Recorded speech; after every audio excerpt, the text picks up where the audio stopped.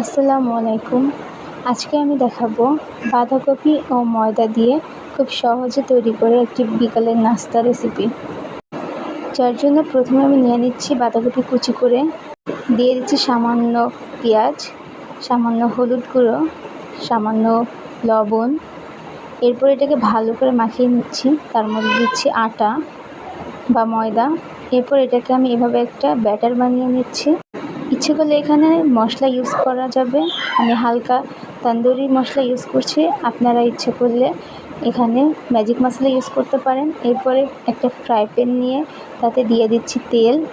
তেলটা গরম হলে তার মধ্যে আমি একটু একটু করে দিয়ে দিচ্ছি বড়াগুলো। আপনারা আপনাদের মনের মতো করে শেপ দিতে পারেন। আমি নর্মালি বাসায় যেভাবে বানাই সেভাবে শেপ দিয়ে নিচ্ছি। সবগুলো দিয়ে দেওয়ার পরে কিছুক্ষণ আমি ওয়েট করে নিচ্ছি যাতে হালকা করে ভাজা হয় অন্য সাইডটা।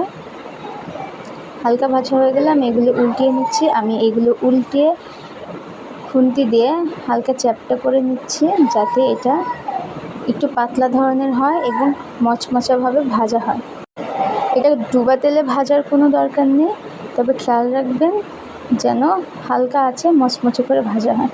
আস্তে আস্তে এগুলো আমি উলটপালট করে এভাবে ভেজে নিচ্ছি। হালকা লালচে হয়ে আসলে বোঝাই যাবে যে এটা মচমচে হয়ে আসছে। এভাবে সবগুলো লালচে করে ভেজে আমি একটা প্লেটে তুলে নিচ্ছি। দেখুন কেমন মচমচে হয়েছে আর ভেতরটা কেমন হয়েছে। এটা খেতে খুবই মজা। আশা করি সবাই নাস্তা হিসেবে ট্রাই করবেন।